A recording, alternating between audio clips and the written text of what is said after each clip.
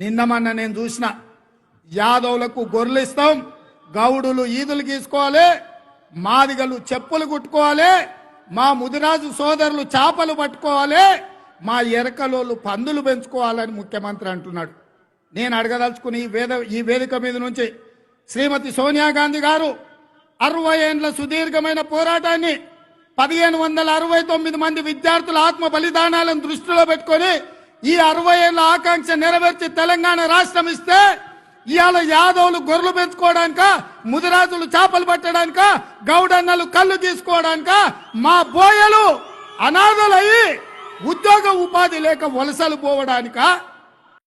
ఉద్యోగ ఉపాధి అవకాశాలు ప్రతి వాళ్లకు ఉద్యోగ అవకాశాలు రాకపోవచ్చు, కానీ కుల వృత్తులను చేతి వృత్తులను బలోపేతం చేసి వాళ్ళకి అవకాశాలు కల్పిస్తే ఆ కుటుంబాలు ఆర్థికంగా నిలబడతాయి.